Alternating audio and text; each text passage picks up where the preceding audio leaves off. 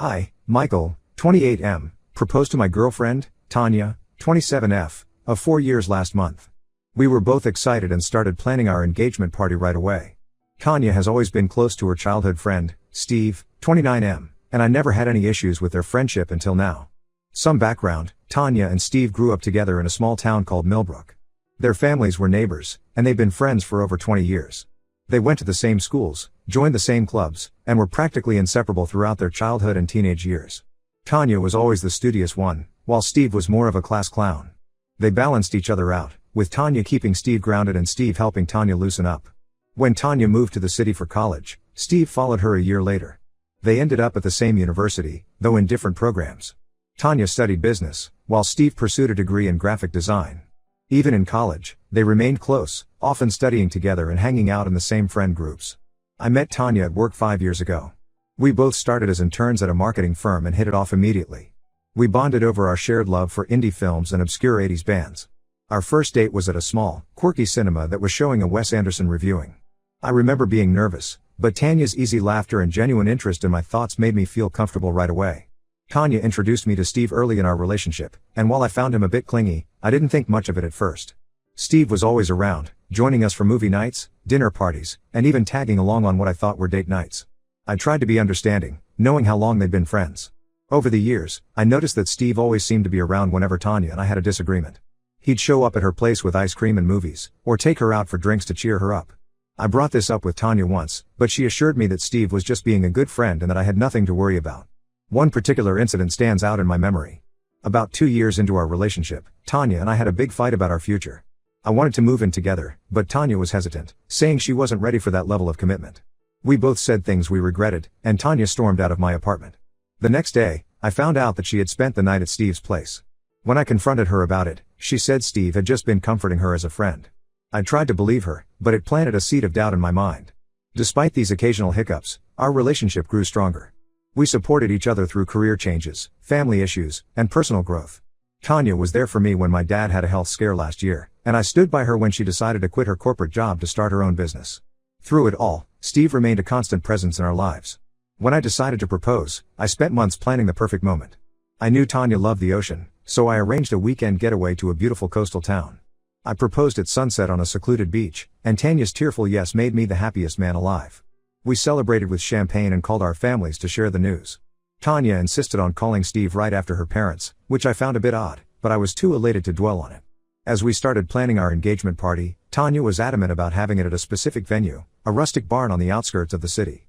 It turned out that this was where she, Steve, and their high school friends used to hang out during summers. I would have preferred something more modern, but I wanted Tanya to be happy, so I agreed. The day of the engagement party arrived, and everything seemed perfect at first. The barn was beautifully decorated with fairy lights and wildflowers. Our families and friends mingled, sharing stories and congratulating us. Tanya looked radiant in a pale blue dress, her engagement ring sparkling as she gestured animatedly while talking to guests. Steve arrived late, already tipsy, and immediately started making snide comments about our relationship. He kept bringing up embarrassing stories about Tanya from their childhood and college days, which made her visibly uncomfortable. He told everyone about the time Tanya got so drunk at a college party that she tried to climb a tree and fell face first into a bush. He also mentioned how Tanya used to have a crush on their high school English teacher, making her blush furiously. As the night went on, Steve got drunker and louder. He started telling everyone how he and Tanya were soulmates and how they had a pact to marry each other if they were both single by 30. Tanya tried to laugh it off, but I could see she was getting annoyed.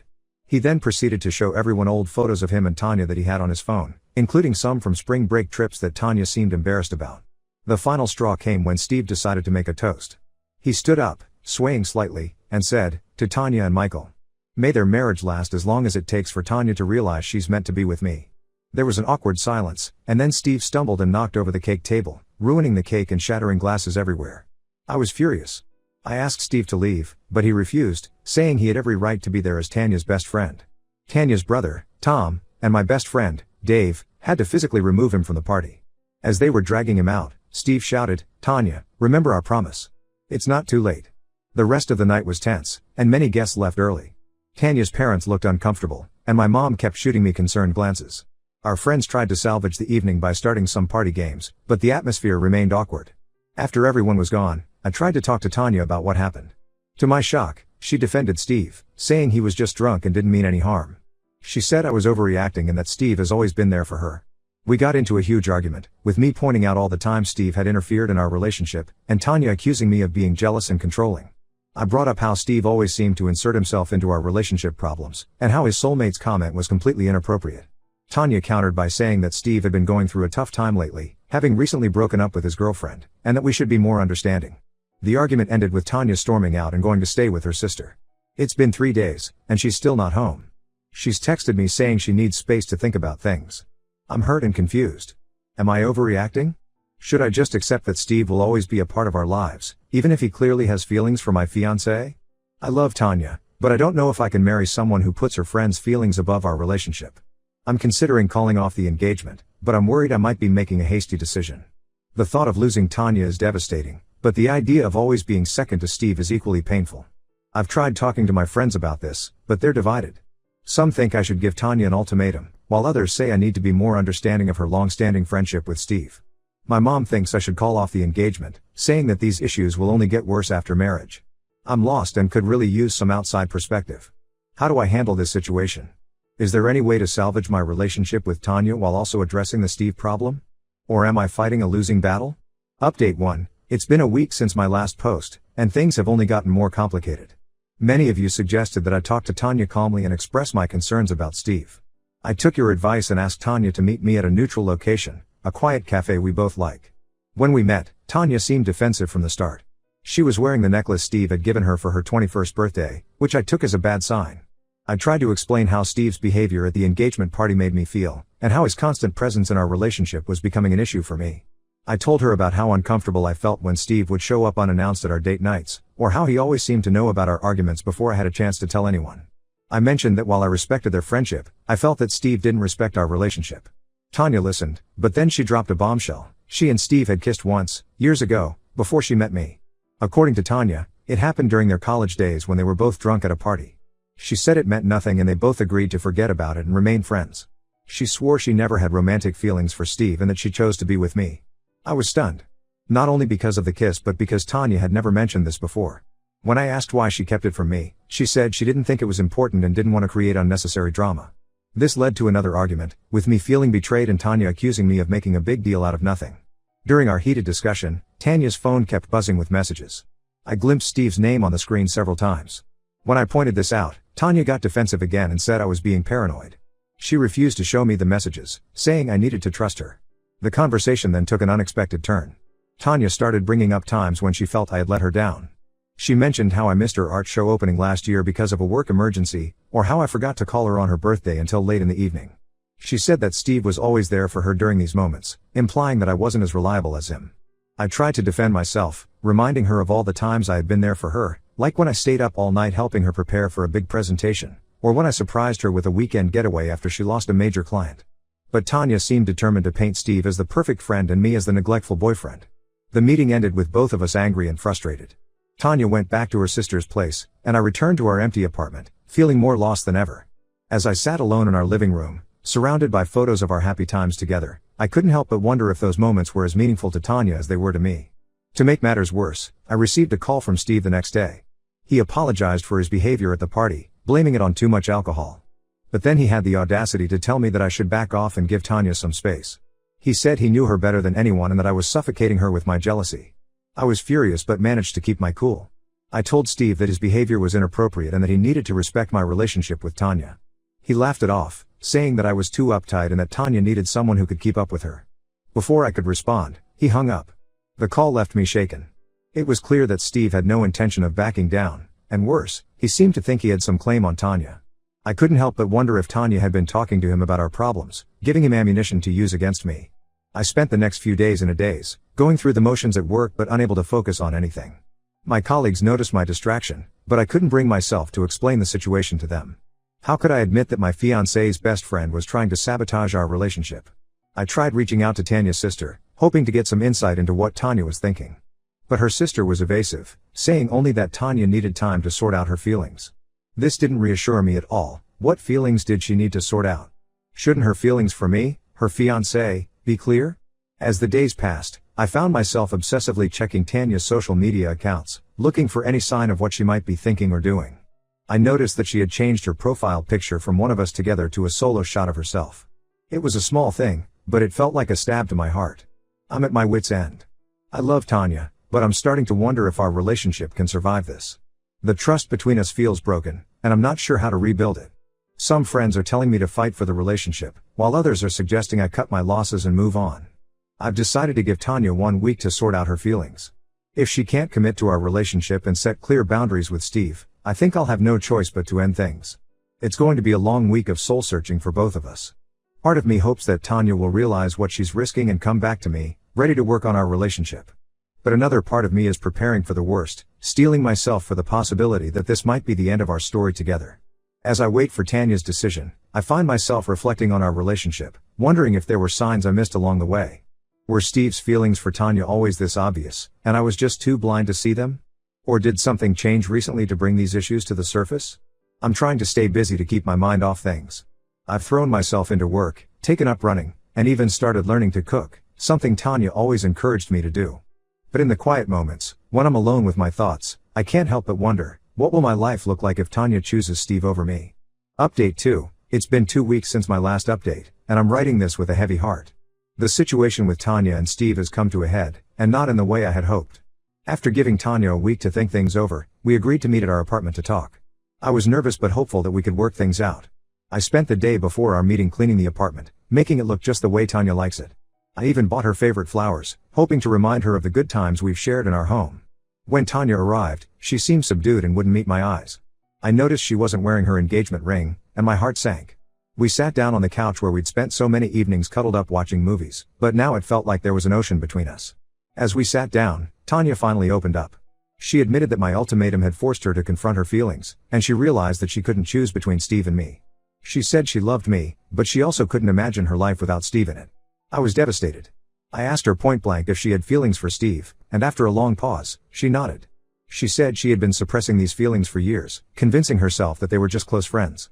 But the events of the past few weeks had brought everything to the surface. Tanya then revealed that she and Steve had been spending a lot of time together while she was staying at her sister's place. They had long talks about their history and their feelings. She swore nothing physical happened, but the emotional intimacy was clear. She told me about how Steve had been there for her during some of the toughest times in her life, when her parents were going through a nasty divorce, when she was struggling with depression in college, and when she was unsure about her career path. She said that Steve understood her in a way that no one else did, not even me. I felt like I had been punched in the gut. All the signs had been there, but I had chosen to ignore them. I remembered all the times Steve had shown up uninvited to our dates, all the inside jokes between them that I never understood, all the long phone calls that would end abruptly when I entered the room. Tanya was crying now, saying she never meant to hurt me and that she was confused about what she wanted. She said she loved me and valued the life we had built together, but she couldn't deny her feelings for Steve any longer. In that moment, I knew what I had to do. With a calm I didn't feel, I told Tanya that I was calling off the engagement. I couldn't be with someone who wasn't sure about me, and I deserved someone who would choose me without hesitation. Tanya seemed shocked, as if she had expected me to fight for her. She started to protest, saying we could work things out, that she just needed more time. But I stood firm. I told her that I couldn't be in a relationship where I was always wondering if I was second best. I asked Tanya to pack her things and leave. As she was gathering her stuff, sobbing quietly, I removed my engagement ring and placed it on the coffee table next to the wilting flowers I had bought earlier. Watching Tanya pack up her life from our shared apartment was one of the hardest things I've ever done. Each item she took felt like she was erasing a piece of our life together. The framed photo of us from our first vacation, the silly mug I had given her for our second anniversary, the oversized sweater of mine she always wore on lazy Sundays, all of it went into boxes, taking my dreams of our future along with them. As Tanya was about to leave, she turned to me with tears in her eyes and said, "I'm sorry, Michael. I never meant for this to happen." I couldn't bring myself to respond. I just nodded, fighting back my own tears. As the door closed behind her, I felt a finality that broke something inside me. The next few days were a blur. I informed our families and close friends about the broken engagement. Most were supportive, though Tanya's family was upset and tried to convince me to reconsider. Her mom called me, pleading that Tanya was just confused and that we could work things out. But I knew in my heart that it was over. I've since learned from mutual friends that Tanya moved in with her sister permanently and that Steve has been spending a lot of time there. It hurts, but it also confirms that I made the right decision. Some friends have told me that they've seen Tanya and Steve together around town, looking very couple-like. Each time I hear something like this, it's like ripping off a bandage that hasn't had time to heal. I'm trying to focus on healing now. I've thrown myself into work, taking on extra projects to keep my mind occupied. I've started hitting the gym regularly to clear my head and work out some of the anger and frustration I'm feeling. It's not easy, but I know I'll get through this. I've also started the process of untangling our lives. Canceling wedding vendors, returning gifts, dividing up our shared possessions, it's all painfully reminiscent of the future we'll never have. But each task completed feels like a small step towards moving on. Thank you all for your support and advice throughout this ordeal. It's been a painful lesson, but I'm grateful for the clarity it's brought me. I know I deserve someone who will choose me unequivocally, and I won't settle for less in the future. Update 3, it's been a month since my last update, and I wanted to share some final thoughts on this chapter of my life. The aftermath of ending my engagement with Tanya has been challenging, but I'm slowly finding my feet again. I've had moments of doubt and sadness, but overall, I know I made the right choice for myself. A week after Tanya moved out, I received a long email from her.